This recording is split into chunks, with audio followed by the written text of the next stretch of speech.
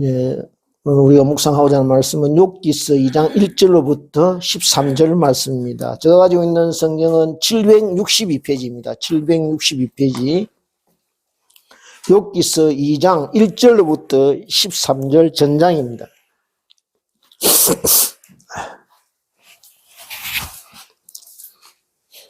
욥기서 2장 1절로부터 13절을 같이 교독하겠습니다. 찾으신 줄 알고 제가 먼저 교독하겠습니다. 또 하루는 하나님의 아들들이 와서 여호와 앞에 서고 사탄도 그들 가운데 와서 여호와 앞에 서니 여호와께서 사탄에게 이르시되 네가 어디서 왔느냐. 사탄이 여호와께 대답하여 이르되 땅을 두루노라 여기저기 다녀왔나이다. 여호와께서 사탄에게 이르시되 네가 내 종 욥을 주의하여 보았느냐. 그와 같이 온전하고 정직하여 하나님을 경외하며 악에서 떠난 자가 세상에 없느니라. 네가 나를 충동하여 까닭없이 그를 치게 하였어도 그가 여전히 자기의 온전함을 굳게 지켰느니라. 사탄이 여호와께 대답하여 이르되 가축으로 가축을 바꾸오니 사람이 그의 모든 소유물로 자기의 생명을 바꾸올지라. 이제 주의 손을 펴서 그의 뼈와 살을 치소서. 그리하시면 틀림없이 주를 향하여 욕하지 않겠나이까. 여호와께서 사탄에게 이르시되 내가 그를 내 손에 맡기노라. 다만 그의 생명은 해하지 말지니라. 사탄이 이에 여호와 앞에서 물러가서 욥을 쳐서 그의 발바닥에서 정수리까지 종기가 나게 한지라. 욥이 제 가운데 앉아서 질그릇 조각을 가져다가 몸을 긁고 있더니 그의 아내가 그에게 이르되 당신이 그래도 자기의 온전함을 굳게 지키겠느냐. 하나님을 욕하고 죽으라. 그가 이르되 그대의 말이 한 어리석은 여자의 말 같도다. 우리가 하나님께 복을 받았으니 하나도 받지 아니하겠느냐 하고 이 모든 일에 욥이 입술로 범죄하지 아니하니라. 그때 욥의 친구 세 사람이 이 모든 재앙이 그에게 내렸다 함을 듣고 각각 자기 지역에서부터 이르렀으니 곧 대만 사람 엘리바스와 수아 사람 빌닷과 나마 사람 소발이라. 그들이 욥을 입문하고 위로하려 하여 서로 약속하고 오더니 눈을 들어 멀리 보매 그가 욥인 줄 알기 어렵게 되었으므로 그들이 일제히 소리질러 울며 각각 자기의 겉옷을 찢고 하늘을 향하여 티끌을 날려 자기 머리에 뿌리고 13절 같이 읽겠습니다. 밤낮 7일 동안 그와 함께 땅에 앉았으나 욥의 고통이 심함을 보므로 그에게 한마디도 말하는 자가 없었더라. 기도하겠습니다. 아버지 감사합니다. 주께서 우리를 이렇게 부르셔서 하나님을 예배하고 찬양하며 경배할 수 있는 영적인 눈을 열어주시고 또 우리가 하나님 안에 있음을 깨닫게 하셔서 이 세상에서 살 때에 하나님의 자녀로 정체성을 가지고 살 수 있게 은혜 주셔서 참 감사합니다. 아버지 하나님, 이 시간 주께서 이 예배를 기쁘게 받으시고 함께하여 주시옵소서. 우리가 신령과 진정으로 영으로 드리는 예배가 될 수 있게 하시고 성령이 함께하는 그런 귀한 예배 될 수 있도록 하나님께서 함께하여 주시옵소서.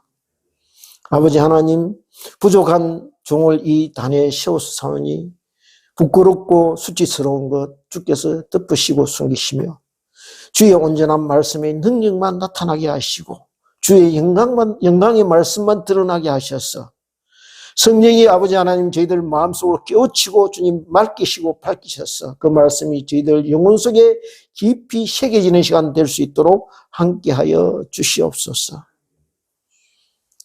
아버지 하나님, 그래야 우리가 이 세상을 살 때에 다른 것 바라보지 않게 하시고 오직 우리의 근원 되시며 시작과 마지막 되시는 주님만 바라보고 그 주님 말씀만 쫓아가는 귀한 복된 삶이 될 수 있도록 함께하여 주시옵소서. 성령이 이 시간 함께하여 주셔서 우리들 지켜주시고 악한 것 틈타지 못하게 주님 막으시고 주님 오직 주의 영광만 가득한 시간 될 수 있도록 역사하여 주시옵소서. 감사드리옵고 예수님 이름으로 기도드리옵나이다. 아멘. 예, 우리가 간혹 하나님을 믿지 않는 교회 밖의 분들과 종교에 관한 논쟁을 할 때가 있습니다. 본의 아니게 그렇게 휘말리게 될 때가 있죠. 그때 그들이 하나같이 던지는 공통된 그런 질문이 있습니다. 무엇인가 하면은 정말 하나님은 계시는가?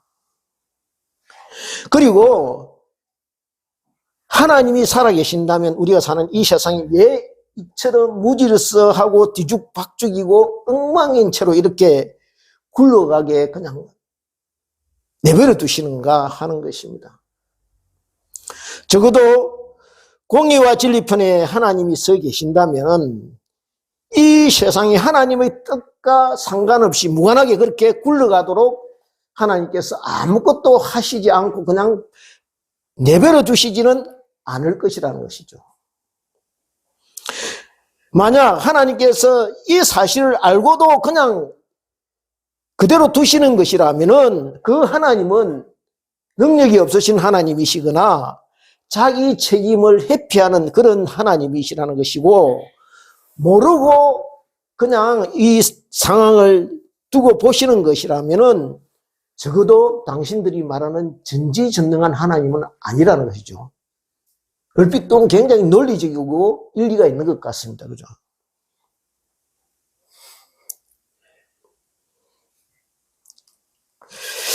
그런데요, 이것이 비단 세상 사람들만이 가지는 의문점이 아니라는 것입니다. 하나님의 백성도 우리 욥기서를 통해 알게 되듯이 옛날부터 가지게 되는 근원적인 이 질문이었습니다. 제가 직장 생활을 하던 2003년경인가 2003, 4년 정도 되었을 것입니다.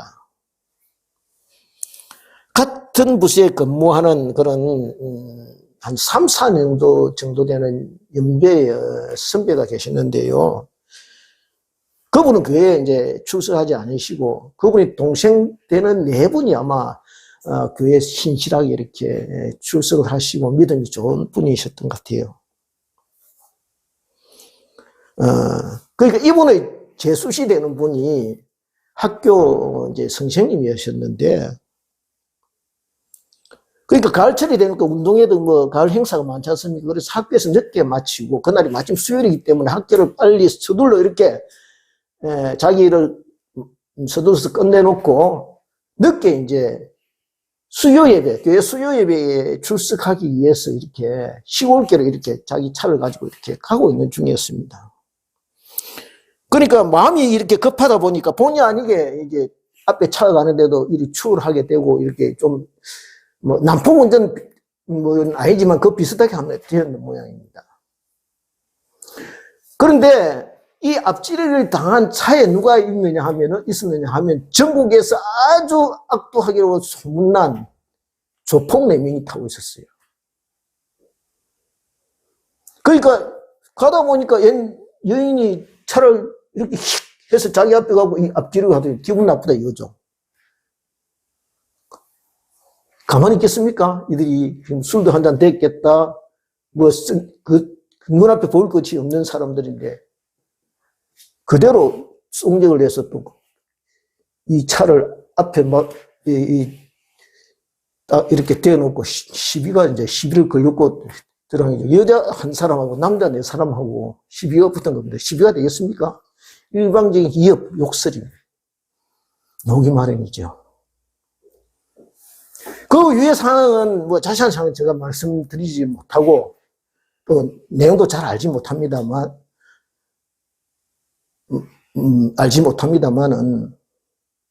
아무튼 이들이 술이 취해서 이 학교 여선생님을 폭행하고 살인합니다. 그 내가 근무하는 부서에 바로 이제 그 직장 선배에 재수되는 분이 그렇게 이제 변을 당한 것이죠. 그런데 그 선배가 나에게 이 사실을 전해주면서 워낙 점잖은 분위기를 말은 안 하지만은 저에게 어떻게 말하는 것 같았냐면, 제가 듣기로는 얼굴 표정이 어떻게 하면은, 도대체 너희들이 믿는 신은 어떤 하나님이기에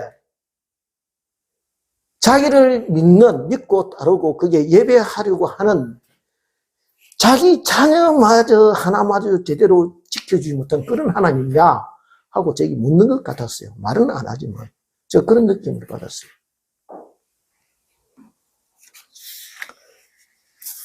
그런데요, 우리가 사는 이 세상을 가만히 이렇게 둘러보면은 착하고 좋은 일을 하는 사람이 반드시 그런 사람에게 좋은 일이 일어나고, 나쁜 사람들에게 나쁜 일이 일어나는 그런 근생징악의 어떤 법칙이 반드시 이렇게 적용되는 그런 세상은 아니더라는 것이죠. 아니, 어떻게 보면요, 하나님은 안중에도 없는 그런 사람들이 어떻게 해요? 하나님 믿는 사람보다 더 어떻게 행복하게 살고 더 오래 살고 자녀들을 더 잘 떼고 승승장구하는 것을 우리가 볼 수 있다는 것이죠. 이 세상에서 적어도. 그래서 우리는 이렇게 하나님께 묻고 싶을 때가 많다는 거예요. 하나님, 왜 세상이 이렇습니까? 왜 이 세상을 그대로 두고 보십니까? 하고 물어보고 싶을 때가 많다는 것입니다. 저와 여러분은 이제부터 이제 욥기서를 이렇게 묵상하게 될 것입니다. 그런데 우리가 가진 이런 의문점, 궁금사항은 욥기서를 통해서 욥이 하나님께 질문 던지고, 우리를 대신해서 질문 던지고 있는 모습을 보게 될 것입니다. 그래서 우리가 이 욥기서를 통해서 이 질문에 대한 해답을 조금씩 깨달아가게 될 것입니다. 이 자리에서 이 사항을 전부 다 말씀드릴 수는 없고요. 아무튼 오늘은 욥기서 1장 2절, 1장 2장에 대한 말씀만 잠깐 이렇게 드리려고 합니다. 욥기서 1장을 통해 우리가 깨닫게 되는 것은 무엇이냐 하면은, 우리가 이 땅에서 일어난 사건들을 다 이해할 수 없다는 것입니다. 깨닫지 못한다는 거죠. 이해하고 받아들일 수 없는 그런 사실이 무지하게 많다는 것입니다. 그죠? 욥의 경우만 아니고, 우리에게 이런 이해할 수 없는 사건들이 들어 일어나는 것을 볼 수 있다는 것입니다. 우리가 이 땅에 일어나는 사건을 다 이해하고 깨달아서 이렇게 우리가 이게 부딪히며 살아가는 것은 아니라는 것이죠. 왜냐하면 우리가 경험하고 현실 속에 이렇게 맞닥뜨는 여러 사건들은요, 하늘에서 이미 결정되어지고 그렇게 되도록 예정되어진 사건들이라는 것이죠. 그것을 우리가 욥기서 1장을 통해서 우리가 볼 수가 있습니다. 그렇습니다. 우리가요, 그렇게 결정된 사항에 대해서 이렇게 저렇게 반응할 뿐이지 우리가 선택할 수 있는 것은 아무것도 없다는 것입니다. 우리가 가고 오는 것, 태어나는 것, 내 뜻대로 되는 것이 아닙니다. 그렇죠? 왜냐하면요, 그것은 내게 나를 다스리고 주관하시고 나에게 생명 되시는 분이 따로 계시기 때문에. 그럼 이 점을 우리가 염두에 두면서 2장 1절을 다 같이 합독하겠습니다. 같이 시작. 또 하루는 하나님의 아들들이 와서 여호와 앞에 서고 사탄도 그들 가운데 와서 여호와 앞에 서니. 여기 보니 사탄도 그들 가운데 섰다라고 되어 있습니다. 그리고 뭐니까 하나님의 아들들이라고 되어 있습니다. 하나님의 아들들, 여기 천사들을 이야기합니다. 천사들이 어떻게 해요? 있는데 그 중에 사탄도 그들 가운데 하나님 앞에 섰다는 것입니다. 그러니까 하늘나라의 천상회의에 어떻게 해요?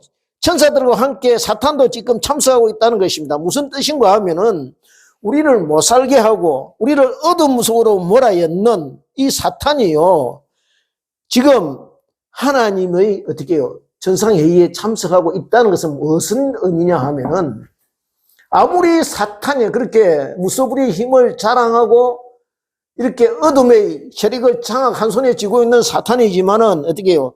하나님의 근시 아래 놓여 있다는 것입니다.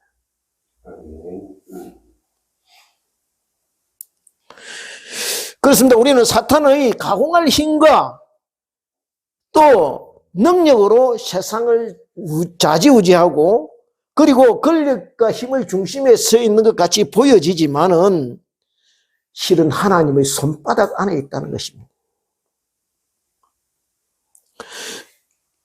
그러면 흔히 우리가 생각하기를요, 하나님이 무엇이 아쉽고 무엇이 부족해서 사탄을 이렇게 곁에 두고 있나 이렇게 생각하기가 쉽습니다. 그런데 왜냐하면요, 그렇게 이렇게 천상예의에 같이 있는 이유는 하나님께서 하나님의 성과 의를 이루시는데 사탄도 하나의 도구로 쓰여지기 때문입니다. 예를 한번 들어볼까요? 우리가 지난번에 요한복음 13장인가 보았지요. 사탄이 가룟 유다의 생각 속에 예수를 팔 생각을 집어넣었더라 그렇게 되어 있죠. 이처럼 사탄이 그 마음에 가룟 유다의 마음에 들어가 예수님을 은삼십에 팔게 하고 십자가에 매달렸습니다. 그죠? 예수님께서 십자가에 달려서 죽임 당하셨습니다. 그래서 어떻습니까? 예수님의 사역이 실패로 끝났습니까? 아닙니다. 오히려 그 사역이 구원 사역이 가룟 유다를 도구로 해서 어떻게 해요? 하나님의 구원 사역이 이렇게 이루어지게 하셨습니다. 그러므로 이처럼 하나님의 선한 뜻을 이루는 도구로 사탄을 활용하신다는 것이죠. 그런데 문제는 어떤 것이냐 하면은 이런 사탄도 하나님의 말씀의 근시 앞에는 어떻게 해요? 꼼짝 못한다는 것입니다. 그래서 예수 이름으로라고 외치면 어떻게 해요? 꼼짝없이 물러갈 수밖에 없는 퇴생적인 한계를 가지고 왜 그러냐 하면은 예수님께서 이미 십자가와 부활을 통해서 사탄의 머리를 깨부숴 놓았기 때문에 예수 이름 앞에는 사탄도 꼼짝 못한다는 것이죠. 그것을 우리에게 이게 말씀하고 있습니다. 이제 2절을 같이 읽겠습니다. 시작. 여호와께서 사탄에게 이르시되 네가 어디서 왔느냐? 사탄이 여호와께 대답하여 이르되 땅을 두루두라 여기저기 다녀왔나이다. 그런데요, 하나님께서 지금 여호와께서 사탄에게 물으십니다. 그죠? 네가 어디서 왔느냐? 이렇게 묻습니다. 그러면은 내가 어디 갔다 왔습니다. 그러면 누구누구를 만나고 왔습니다 하고 우리가 보고하는 것이 원칙인데 사탄이 그렇지 않고 그냥 땅을 두루두루 다녔다고 이렇게 말하고 있습니다. 왜 그럴까요? 사탄이 하는 주의 뭡니까? 남을 참수하고 거짓하고 충동하고 어떻게 해요? 남 앞에 이렇게 떳떳하게 드러내놓을 수 있는 일은 아닙니다. 그죠? 숨기고 싶어 하고 감추고 싶어 하는 일이 이 사탄이 하는 본업입니다. 그러니까 꼬리를 감추는 그냥 두리뭉술하게 어떻게 그냥 두루두루 뭐 그냥 다녔습니다. 라고 말해요. 근데 그렇다면 그냥 사탄이 할 일 없이 그냥 두루두루 다니는 게 아닙니다. 목적이 있습니다. 그것을 이제 우리가 오늘 텍스트 볼까요? 텍스트 1번에 보면은 지난번에도 우리가 이 본문 말씀을 보았습니다만은 텍스트 1번을 같이 읽겠습니다. 베드로전서 5장 8절부터 9절 시작. 근신하라 깨어라 너희 대적 마귀가 우는 사자같이 두루다니며 삼킬 자를 찾나니 너희는 믿음을 굳건하게 하여 그를 대적하라. 이는 세상에 있는 너희 형제들도 동일한 고난을 당하는 줄을 압니다. 여기 어떻게 되면 너희 대적 마귀가 우는 사자지 어떻게 해요? 두루 다니면 여기 두루 다녔다고 되어 있죠. 두루 다니면 산길자를 그러니까 두루 다니는 이유가 뭐라고요?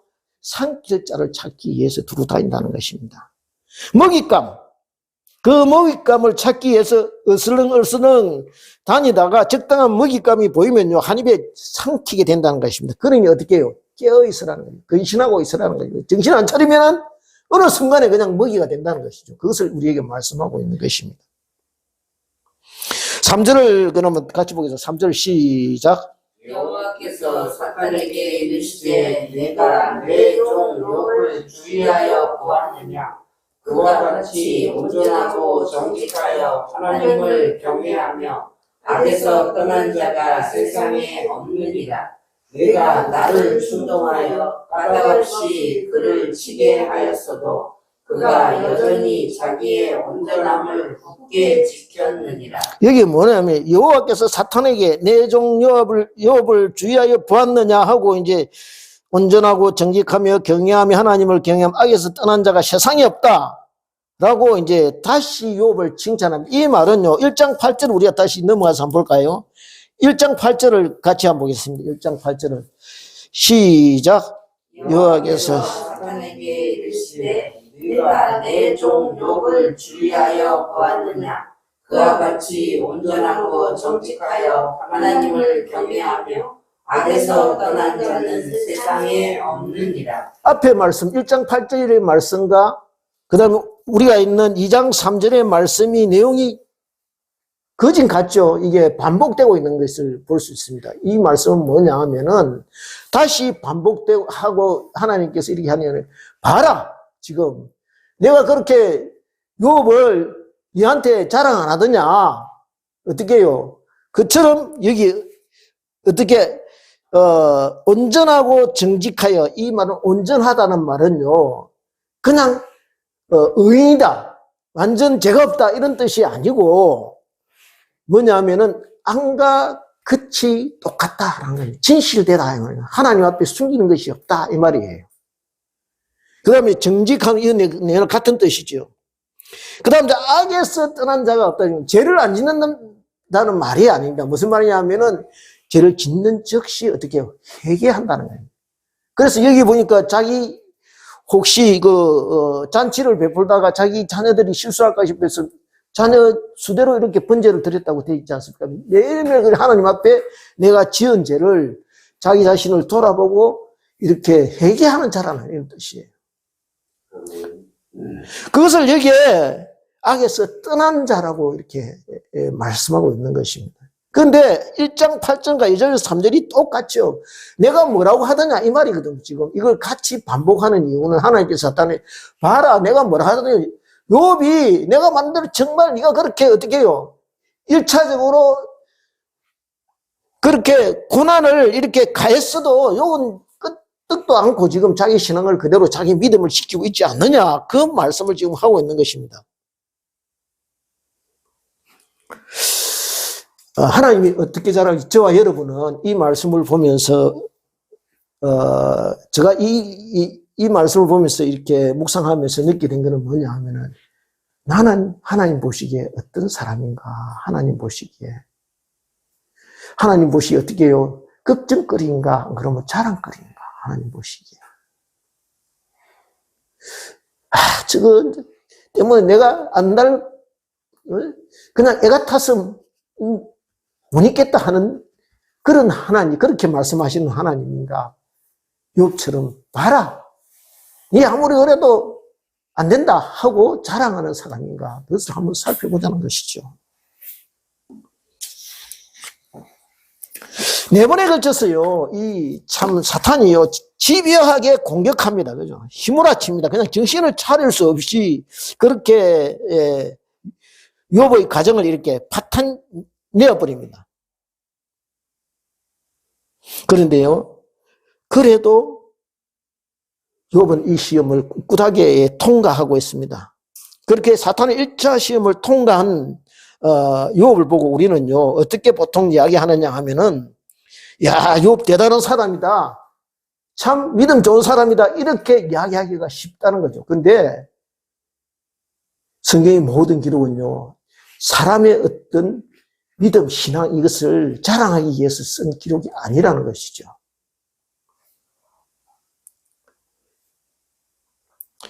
그러면은 그렇기 때문에 욥이 사탄의 1차 시험을 통과하는 그 과정을 우리가 다시 한번 더듬어 볼 필요가 있습니다. 어떻게 해서 그가 이 욥의 사탄이 주는 유혹을 이렇게 시험을 갖다가 통과하게 되는지 그것을 한번 자세히 살펴볼 필요가 있다는 것입니다. 1장에서 우리는 사단이 무려 4번씩이나 연속적으로 욥을 치는 것을 보게 됩니다. 첫째는 뭐냐 하면은 서가 사람들이 칼로 욥의 가축을 어떻게 빼앗고, 둘째는 뭐냐 하면 2차적으로 하나님의 뿔이 떨어져서 어떻게 양과 종들을 살라버리고, 세 번째는 갈대아 사람들이 나타나서 낙타와 종들을 낙타를 빼앗고 종을 죽여버립니다. 그리고 네 번째는요, 결정적으로 큰 태풍이 불어서 바람이 불어서 자녀들을 모두 죽게 만듭니다. 그런데요, 이것은 한순간에 그냥 순식간에 일어나는 일들입니다. 마치 한여름밤에 꿈을 꾸는 것 같은 그렇게 그에게 밀어닥치고 있는 것을 우리가 볼 수가 있습니다.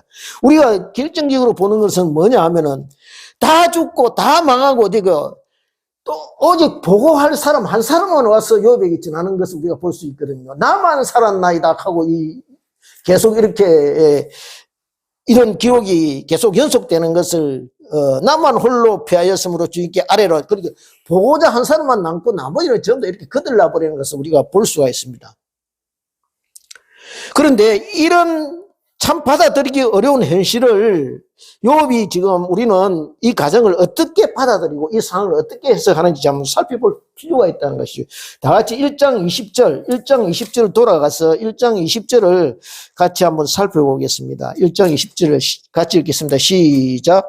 욥이 일어나 겉옷을 찢고 머리털을 밀고 땅에 엎드려 예배하며. 여기에 보니까요, 어떻게 되어 있습니까? 첫째는 겉옷을 찢고라고 되어 있습니다. 이 겉옷은요, 옛날 부유층이나, 그 다음 지도층들이, 상류층의 사람들, 제사장 같은 사람들이요, 입었던 소매가 없는 그냥, 소매 없이 있는 겉옷, 두꺼운 양털로 짠 그런 겉옷을 말합니다. 그 겉옷을 찢었다라는 것은 극도의 어떤 슬픔을 나타내고 있는 것입니다. 자기를 부정하는 행위입니다. 그죠? 보통 이스라엘 사람들이요, 이 겉옷을 찢어 나는 아무것도 아닙니다. 내 존재는 아무것도 아닙니다 하는 것을 나타낼 때, 시작할 때 처음 시작하는 게 겉옷을 찢는 행위입니다. 그 다음에 어떻게 머리털을 밀고, 머리털을 민다는 것은 어떻게 전쟁 프로들이 하는 행위입니다. 그죠? 아주 천한 종들이 머리털을 민다는 것은 아주 천한 종들이 하는 행위, 천한 종들의 신분을 나타내는 그런 행위. 머리털이 없다. 그것은요, 극도로 높은 자리에서 낮아지는 자리, 그렇게 낮아지는 경비함을 지금 나타내는 그런 행위입니다. 지금 무슨 말이에요? 나는 주인이 아니고 종입니다 라는 고백이에요. 그리고 땅에 엎드려 라고 되어 있습니다. 땅에 엎드려. 무슨 말입니까? 자기의 한계를 적나라하게 고백하는 그런 행동입니다. 무슨 말입니까? 나는 흙입니다. 나는 피조물입니다. 나는 어떻게 티끌과 같고 먼지와 같은 보잘것없는 인간입니다 라는 것이 이 고백이 땅에 엎드린다는 것이에요. 무슨 말이에요? 자기를 지으신 하나님 앞에 있는 그대로의 자기 존재의 전 모습을 어떻게 조금도 꾸미거나 감추지 않고 그대로 솔직하게 드러내는 행동, 그것을 어떻게 해요? 지금 여기에 표현하고 있는 것입니다. 그리고 마지막에 이렇게 간절히 울면서 애통하면서 어떻게 예배했다고 되어 있습니다. 예배했다고. 욥이 처지에서 누구나도 이 사실을 도저히 인정할 수 없었을 것입니다. 이해할 수 없었을 것입니다. 아무리 생각해도 왜 이런 일이 났는지 해석할 수가 없었을 것입니다. 그죠? 내가 무엇을 얼마나 잘못했고 얼마나 범죄했으면 하나님이 나를 이렇게 다루실까라고 생각될 수 있을 것입니다. 아무것도 생각할 수가 없을 것입니다. 그냥 정신이 없었을 지경에. 그런데 욥이 어떻게 하면 울면서 땅에 엎드렸습니다. 그리고 그렇게 엎드려서 하나님 나는 죄인입니다. 나에게 자비를 베풀어 주시옵소서. 주님 두 손 듭니다. 주님 긍휼을 베풀어 주십시오. 이렇게 예배 드렸더니 하나님의 긍휼을 구하며 예배 드렸더니 기도하며 예배 드렸더니 하나님께서 깨닫게 해주신 것이 세 가지가 있습니다. 첫째는 무엇이냐? 21절을 같이 읽겠습니다. 1장 27절 시작. 그때 내가 못대에서 알몸으로 나왔음즉 또한 알몸이 그리로 돌아올지라. 주신 이도 여호와시요 거두신 이도 여호와시니 여호와의 이름이 찬송을 받으실지니이다 하고. 예배 중에 하나님께서 세 가지 사실을 깨닫게 해서 첫째는 뭐냐면 내가 알몸으로 나왔다는 것이에요. 내가 알몸으로.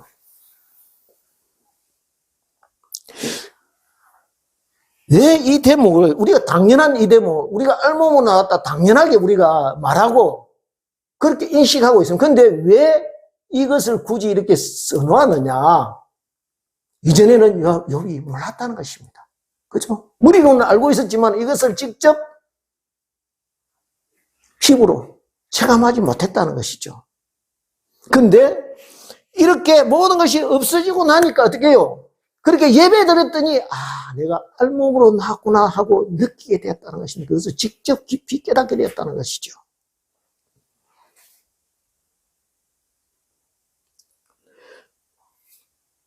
그리고요, 어디로부터 왔는지 존재의 근원을 깨닫게, 자기 존재의 근원을 깨닫게, 내가 어디로부터 왔는지를 알게 됐다는 것입니다. 처음부터 내가 무엇을 손에 쥐고 태어나지 않았고, 나를 이 땅에 보내신 분이 어떤 분이라는 것을 제대로 알게 됐다는 것이죠. 저와 여러분 때때로 살아가면서 많은 것을 잃어버렸다고 생각합니다. 그죠? 또 많은 것을 손해보았다고 생각하는데 실은 그것이요 원래부터 내 것이 아니었다는 것이에요. 내 것은 아무것도 없었다는 것이 지금 내가 누리고 있는 것, 내 것이라고 생각하고 있는 것은 실은 그 어느 것조차도 내 소유가 아니라는 것입니다. 그런데도 우리는 항상 착각하며 산다는 것입니다. 무엇을 착각합니까? 내 손안에 있으니 내 마음대로 할 수 있고 내가 원하는 한 언제나 내 곁에 머물러 있을 것이라고 착각하고 산다는 것입니다. 두 번째는 뭐냐? 두 번째 욥이 깨닫게 된 것은 알몸이 그리로 돌아가올지라라는 것입니다. 무엇이냐면 모두 다 죽는다는 사실을 깨닫게 되었다는 것입니다. 언젠가 하나님이 부르시면 저와 여러분은 이 땅의 모든 것을 다 두고 떠나갈 수밖에 없는 존재라는 것이죠. 그것을 욥이 깨닫게 되었다는 것입니다. 그러니 무엇을 더 찾아야 하겠다고 무엇을 더 가지겠다고 아웅다웅 다투고 욕심낼 필요가 없다는 것입니다. 다 그냥 있는 그대로 남겨두고 가야 한다는 것이죠. 무엇을 말합니까? 생명과 소유의 미래성을 인정하게 되었다는 것입니다. 내가 지금 손에 쥐고 있다고 해서 그거 가져갈 수 있는 건 아니다 라고 느끼게 되었다는 것이죠. 한 푼도 가져갈 수 없다는 것을 인정하게 되었다는 것이죠. 그래서 예수님이 뭐라고 말씀하십니까? 다 같이 텍스트 보실까요? 텍스트 이번에 보면 마태복음 6장 19절입니다. 여기 보면 6장 19절에 너희를 위하여 보물을 땅에 쌓아두지 말라. 거기는 종과 덕록이 해하며 도둑이 구멍을 뚫고 도둑질하느니라. 오직 너희를 위하여 보물을 하늘에 쌓아두라. 거기는 좀이나 동록이 해하지 못하며 도둑이 구멍을 뚫지도 못하고 도둑질도 못하느니라. 내 보물이 있는 곳에는 내 마음도 있니. 우리는 보통 이 구절을 말하면 저것은 헌금 많이 하라는 곳이구나 이렇게 오해하기 쉽습니다. 그런데 예수님이 이 말씀하시는 것은 내 마음의 보물이 어디에 있느냐 그것을 말해요. 땅에 두고 있느냐 세상적인 가치를 내 중심이 어디에 있느냐 마음의 중심이 땅에 있느냐 하늘에 있느냐 그것을 말씀하는 것이에요. 헌금 많이 하라는 이야기가 아니고 네가 과연 삶의 중심을 가치를 어디에 두고 살고 있느냐 그것을 말씀하고 계시는 것이에요.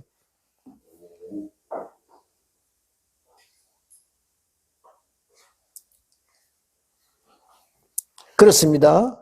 이제 마지막 세 번째인데요. 마지막 세 번째는 무엇이냐 하면은,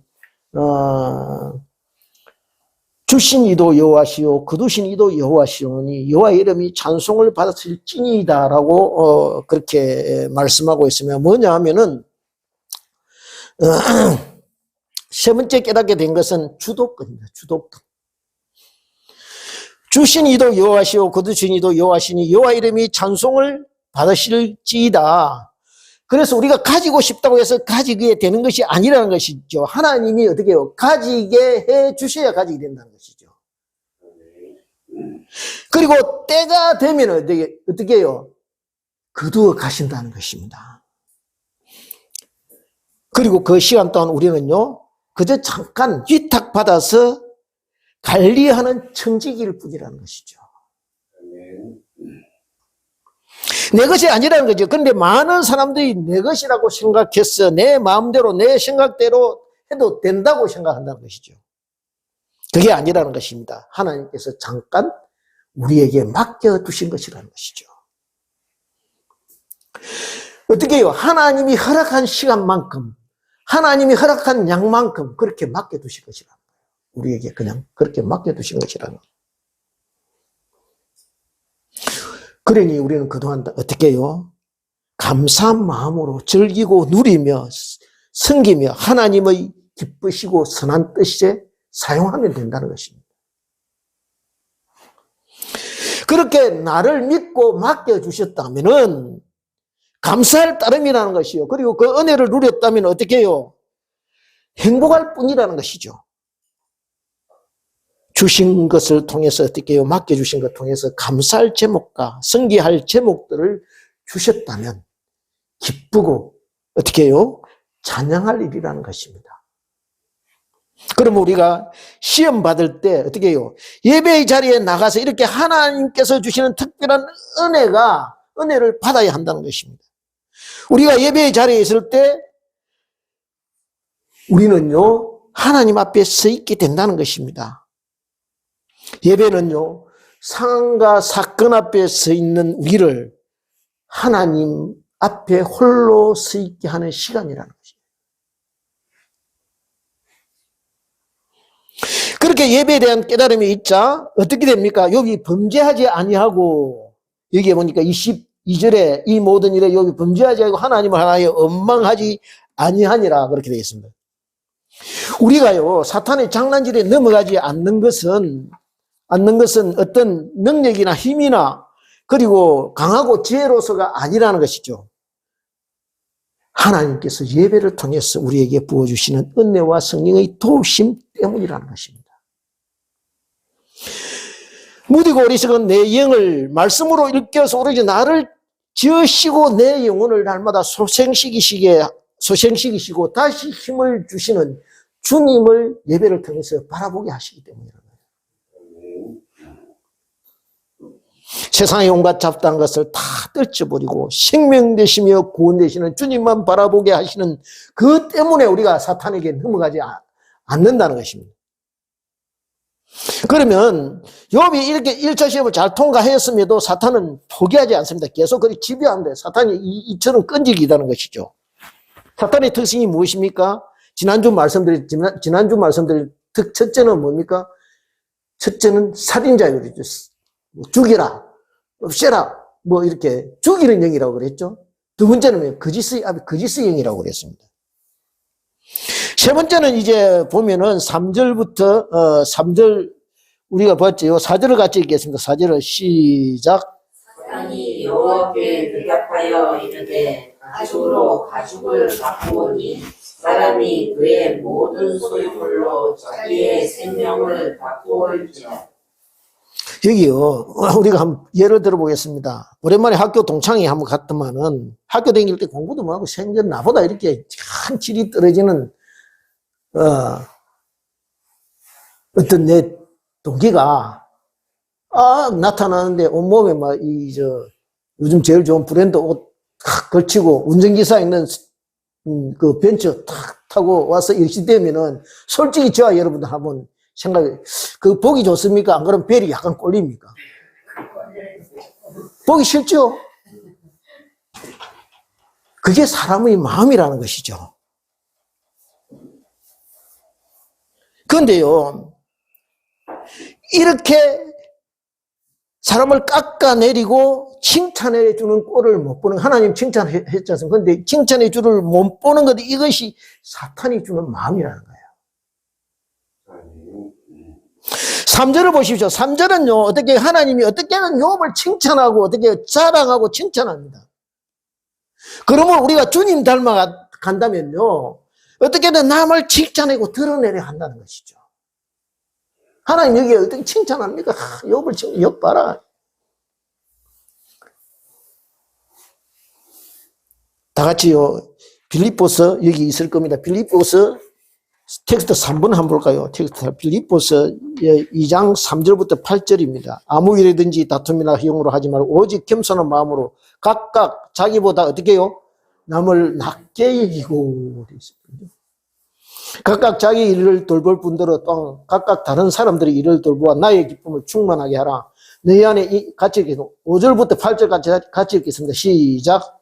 너희 안에 이 마음을 품으라. 곧 그리스도 예수의 마음이니 그는 근본 하나님의 본체시나 하나님과 동등됨을 취할 것으로 여기지 아니하시고 오히려 자기를 비어 종의 형태를 가지사 사람들과 같이 되셨고 사람의 모양으로 나타나사 자기를 낮추시고 죽기까지 복종하셨으니 곧 십자가에 죽으십니다. 이걸 다 중간에 빼고요.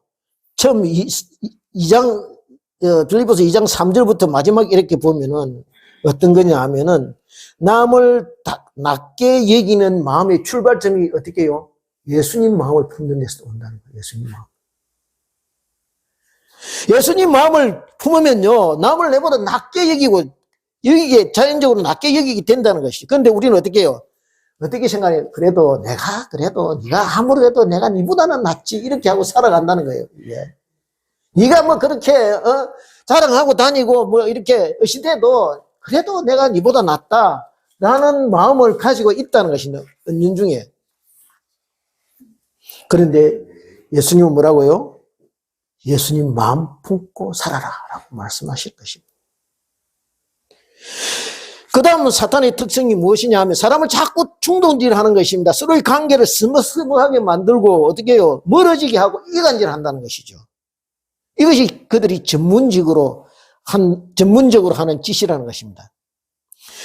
그런데 여기 보면 아까도 말씀드렸지만 그냥 1차 실패했으면 그냥 물러가게 되는데 호락호락 안 물러갑니다. 자기 목적을 포기하지 않고 끊임없이 끝까지 달라붙어 어떻게든 물고 늘어집니다. 4절을 같이 한번 볼까요? 4절 우리가 했습니까? 4절 한 번 더 읽겠습니다. 시작. 사탄이 여호와께 대답하여 이르되 가죽으로 가죽을 바꾸니 사람이 그의 모든 소유물로 자기의 생명을 바꾸는지라. 여기에 가죽으로 가죽을 바꾼다 이 말이 무슨 말이에요? 그 당시에는요, 이 욥이 살던 시대는 유목민 시대입니다. 그래서요, 짐승의 가죽이 화폐 대신에 쓰여지던 통용되던 그런 시대입니다. 그러니까 이 말은 뭐냐면 물물교환을 할 때 물건 가치가 이게 등가성이 같아야 되는. 그러니까 같은 가격에 같은 어떤 가치의 물건일수록 그래야 교환이 된다 이런 말씀이에요. 지금 사탄이 하는 말은 뭐냐 하면은 그래도 욥이 지금 모든 가진 것 재산 잃어버려도 생명은 붙어 있지 않습니까? 자기 생명만큼 귀한 그런 것이 귀한 그 가치 있는 것이 있습니까?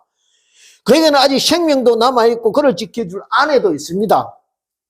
그러니까 지금 이렇게 버티고 있는 것입니다. 그러니 이제 마지막으로 그 생명 한번 치십시오라고 지금 이게 붙이고 있는 것입니다. 그러면은 그렇게 될 때 틀림없이 하나님을 원망하고 욕할 겁니다. 라고 이제 큰 소리 치고 있는 것이죠. 이렇게 사탄은 서로를 믿지 못하게 어떻게 해요? 부추깁니다. 그러므로요, 우리가 아무 일도 없이 이렇게 화평하게 지내는 가정들이 갑자기 깨어지는 건데, 부부싸움도 가만히 보면요, 처음 시작할 때 뭐 별거 아니고 조그만 게 이런 가지고 시작해요. 근데 나중에 한판 뭐 이렇게 커져서 있는 감 지르고 이렇게 성질 다 내고 나중에 보면 돌아서서 도대체 내가 왜 그랬지? 그렇게 느낄 때가 많다는 거죠. 그것까지 갈 일이 아닌데 내가 뭐 때문에 했지? 사탄이 작용이라는 거예요, 사탄이.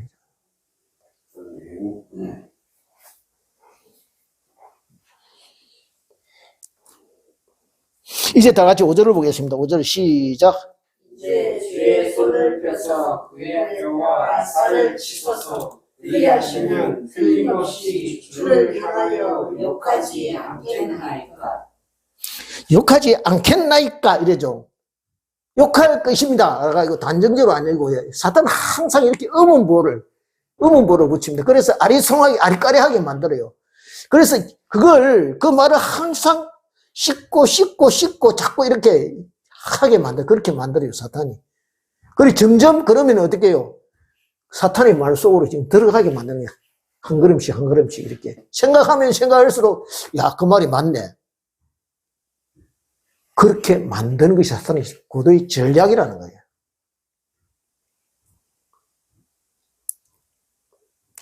결국 안 좋은 쪽으로, 부정적인 쪽으로 생각을 기울게 만든다는 것이 사람이 그렇습니다. 그죠? 이렇게, 그러면 자꾸 안 좋은 쪽으로 빠져가게 되어 있습니다. 여기에 보면은 뼈와 살이라고 되어 있는 육체를 말합니다. 6절을 같이 읽겠습니다. 시작. 여호와께서 사탄에게 이르시되 내가 그를 내 손에 맡기노라. 다만 그의 생명은 해하지 말지니라. 여기에 생명은 해하지 말라고 이렇게 명령합니다. 생명이라고 되어 있는 단어를 우리가 유심히 살펴볼 필요가 있는데요. 히브리어로 네페치라고 발음됩니다. 이것은요, 육체적인 생명이 아니고 영적인 생명, 영혼을 말합니다. 그런데 여기에서는 전인적인 생명, 육체적인 생명, 영혼의 생명 두 가지 다 지금 그거는 건드리지 마라 하고 하나님께서 엄포를 그 명령을 하고 있습니다. 그죠? 무슨 말이냐 하면 네가 마음대로 가지고 놀아도 적어도 그 생명만은 절대 안 된다 하고 용납하지 않으신다는 것입니다.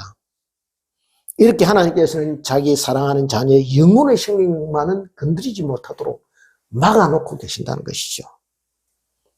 그래서 우리가 비록 조금 힘들고 어렵고 괴로워도 어떻게 해요?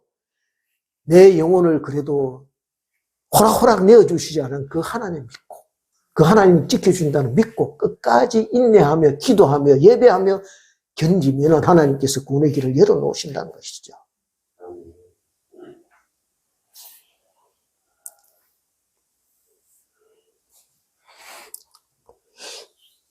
그리고 사탄이 우리에게 주는 시험의 과정도 한 걸음 한 걸음 사탄이 그냥 이게 하나님이 그냥 이렇게 사탄의 꼬임에 빠져서 그냥 우리를 내어주는 것 같아도 그 과정조차도 하나님의 타임 스케줄 안에 다 들어가 있다는 것이죠.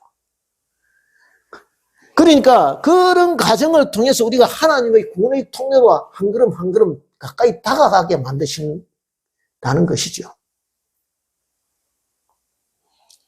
이제 7절입니다. 7절 같이 읽겠습니다. 시작.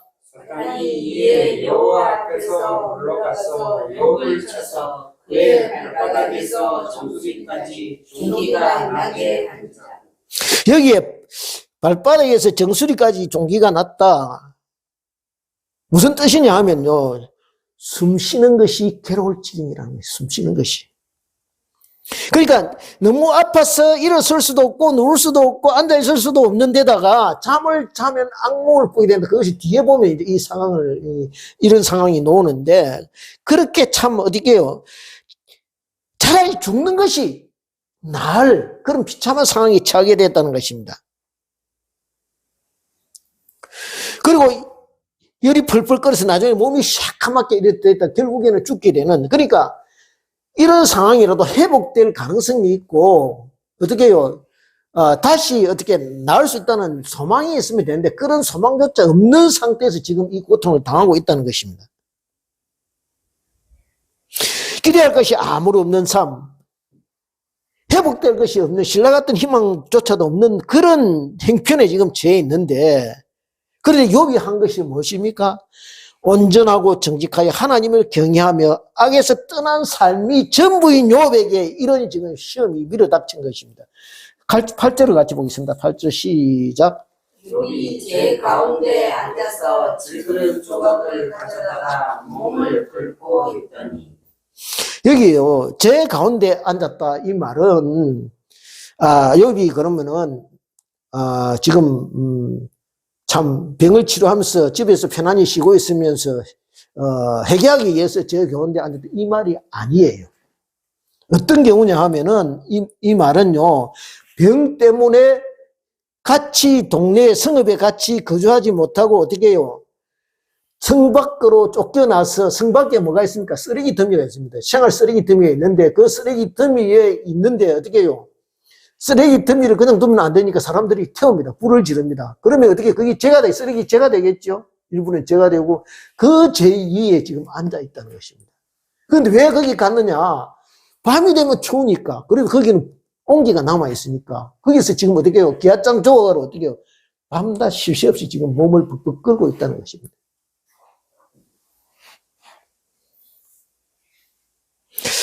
그 위치가 어땠습니까? 동방의 유력자고 부자였습니다. 양이 7,000마리 어떻게 해요?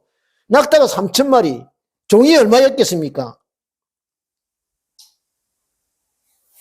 그런데 천국에서 살다가 지금 지옥으로 떨어진 것입니다. 그런데 이제 마지막 남은 이 딱 한 번 등장하는 그의 아내가 지금 9절에 등장합니다. 9절에 우리 거사님 싱긋이 웃으시는데 9절을 같이 읽겠습니다. 시작. 그의 아내가 그에게 이르되 당신이 그래도 자기의 온전함을 굳게 지키느냐 하나님을 욕하고 죽으라. 우리는 이 참 악처다. 나쁜 사람이다.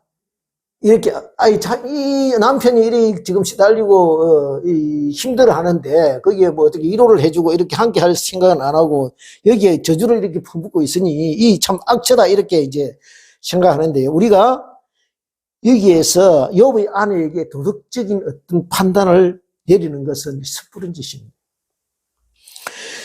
한번 생각해 보십시오. 그죠? 아무런 이유 없이 가진 재산 다 날라갔습니다. 그죠? 그리고요, 재산은 또 괜찮습니다. 나중에 다시 일으키면 되지만은 10명이나 되는 자식이 하나도 둘도 아니고 전부가 다 한날 한시에 그냥 죽었습니다. 그죠? 제 정신을 가진, 정상적인, 정신을 가진 어머니라면 어떻게 이걸 이 상을 버티고 낼 수 있겠습니까? 그죠? 우리의 경우를 한번 생각해 보자고요. 그때가 남편은 종기가 나서요, 계약장으로 쓰레기 더미에서 지금 앉아서 벅벅 걸고 있습니다. 어떤 마음이 들겠습니까?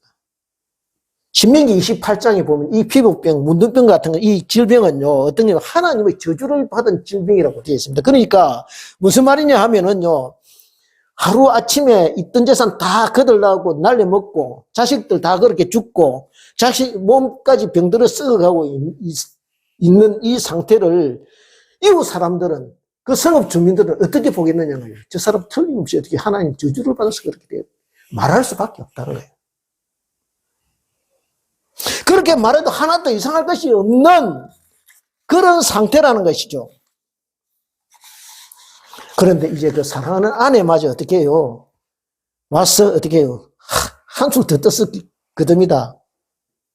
아니요. 누구라도 욥의 아내가 아니 이 세상의 모든 아내라도 그렇게 말할 수밖에 없었을 것입니다. 왜요? 그러지 않겠습니까? 그래도요. 뭐 당신 지금 이 아내 하는 말이 뭐냐 하면은요. 당신 그래 그 한 좀 얄팍한 자기 신앙 지키겠다고 가족이 어떻게 되는지 말든지 어떻게 해요. 자기 믿음 붙들고 그거 지키겠다고 지금 그렇게 버티고 있는 거야. 그러면서 어떻게 해요? 주신 자도 여호와시오, 뭐시게 거두가신 자도 여호와시니 여자 찬송을 받으. 참 그러니까 속이 터지는 여자 입장에서 보면 이 속이 터지는 일이죠. 그러니까 그렇게 나올 수밖에 없다는 것입니다. 그런데 이 말을 가만 뒤집어 먹었어요. 오죽했으면 그렇겠느냐. 제가 다른 해석을 보니까 이 책을 보니까 이렇게 되어 있어요. 뭐냐면은 이 말은 그냥 죽으라 하는 말이 아니고 그렇게 벅벅 긁고 힘들어하는 신랑을 보니까 여러분 병간호 해보셨습니까? 병간호. 본 사람 병간호 힘듭니다. 그죠? 그런데 지금 그 병자가 고통스럽게 이 벅벅 긁고 있는데 그 옆에 그 지켜보는 아내의 심정이 어떻겠느냐. 그러니까 그러지 말고 당신 차라리 죽는 것이 더 편하겠다. 그런 마음에서 했을 것이다.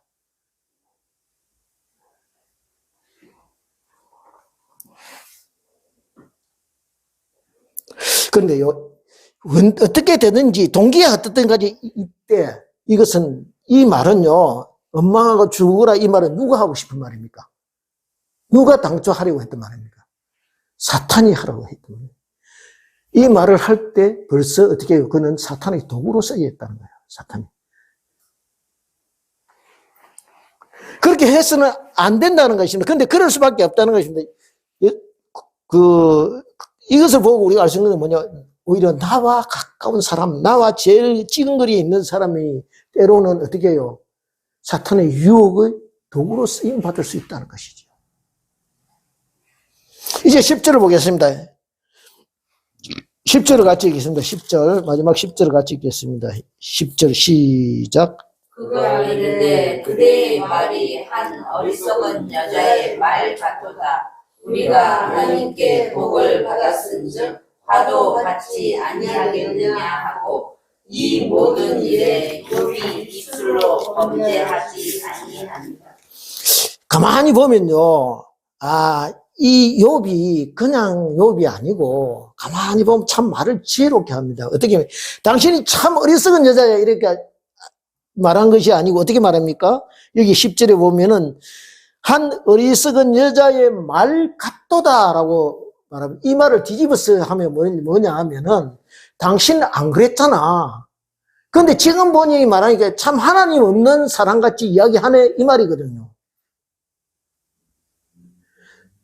이 말은 뭐냐 하면은 내가 당신 힘들어서 하는 말인 줄 안다라는 그런 뜻이 여기 내포되어 있는 것이에요. 우리가요, 우리를 어렵게 하고 힘들게 하는 어떤 말을 할 때 그것을 이렇게 부드럽게 말할 수 있는 사람, 돌려서 말할 수 있는 이 지금 욥이 죽을 지경이 아닙니다. 근데도 말을 무슨 소리야 지금 나도 힘들어 죽겠는데 지금 무슨 소리 하고 있어 라고 말할 수 있는데 그렇게 하지 않고 어떻게 해요? 당신 참 보니까 힘들어서 내가 지금 하는 말이지 일부러 하는 말이지 그거 내가 알아 라고 말하고 있는 것을 우리가 볼 수 있다는 것이죠. 이거 어디서 났습니까? 예배하는 자에게 주시는 겸손과 온유에서 이게 나왔다는 거예요. 우리가 예배하기를 드릴 때 이 상황을 모든 상황을 어떻게 해요? 남을 자기도 힘들지만은 이해하고 포용하고 쌓아안는 그런 마음을 성령께서 주신다는 거예요. 이제 말씀을 맺으려고 합니다. 여기 보면 뭡니까? 욥이 뭐라고 합니까?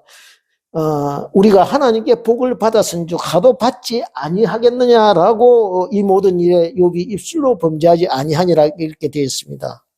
그렇습니다. 욥의 생각은 뭐냐 하면 하나님께 우리가 복을 받았은즉 화도 받지 아니하는 이 말은 이때까지 욥이 모든 좋은 것 하나님께서 주셨다는 것이죠. 그래서 그 하나님께 좋은 것도 받았으니까 동일한 하나님께서 나쁜 것도 주실 수 있다라는 것을 지금 말씀하고 있습니다. 어떤 것이 나쁜 것이고 어떤 것이 좋은 것이냐 그것은요 내가 볼 때 그렇다는 거예요. 내가 볼 때. 내가 볼 때는 내가 볼 때 좋은 것이면 좋은 것이고 내 생각에 나쁜 것이면 나쁜 것이라는 거죠. 그런데 지나놓고 보면요 그것이 어떻게 해요? 결국 나쁜 것도 나를 가장 잘 아신다는 아시는 하나님께서 주신 것이기 때문에 지금은 나쁘게 보이지만 어떻게 해요? 결국에는 하나님의 선을 이루는데 요긴하게 쓰임받는 것이라는 거예요. 우리가 로마서 말씀이죠. 하나님을 사랑하는 자, 그 뜻대로 부르심을 받은 자에게는 어떻게 해요? 모든 것이 합력하여 어떻게 해요? 선을 이루느니라. 이제 마지막 말씀을 마무리하겠습니다. 하나님은 우리에게 좋은 것 주시기 때문에 경배 받으실 분이 아니라는 것이죠. 다른 아무런 이유 없이 까닭 없이 경배 받으실 분이라는 거예요.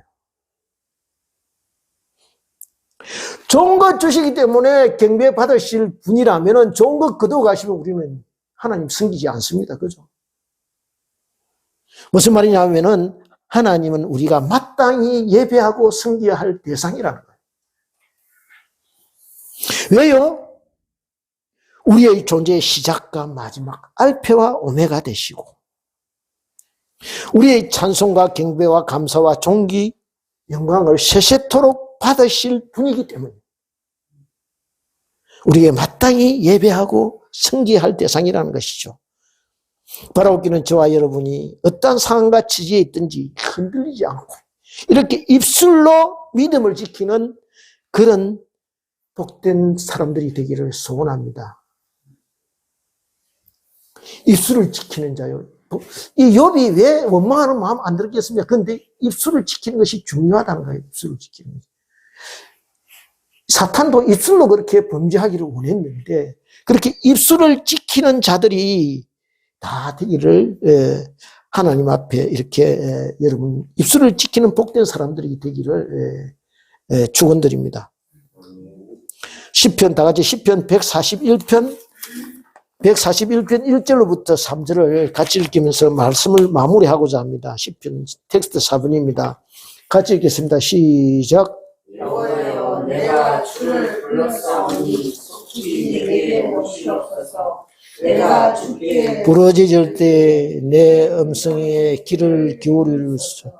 나의 기도가 주의 앞에 분양한다 하였으니 나의 손 드는 것이 저녁 제사같이 되게 하소서.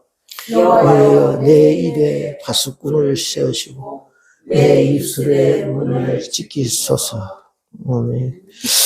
입술을 지킨다. 그래서 말이 중요하다. 말에 열매가 있다고 그랬습니다. 그죠? 그 열매는 어떻게 삶에 말을 어떻게 하느냐에 따라서 우리 삶이 달라진다는 것이죠. 이 말의 중요성에 대해서 제가 텍스트 5번에 이렇게 쭉 이렇게 말씀을 뽑아 놨습니다. 이걸 버리지 마시고 집에 가서 한번 묵상해. 시간 관계상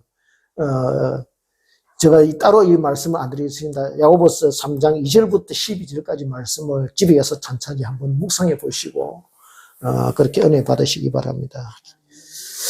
기도드리겠습니다. 아버지 감사합니다. 주님 참 저희들은 입술이 부정한 자들입니다. 그런 부정한 입술로 주님 찬양하고 경배하고 예배합니다.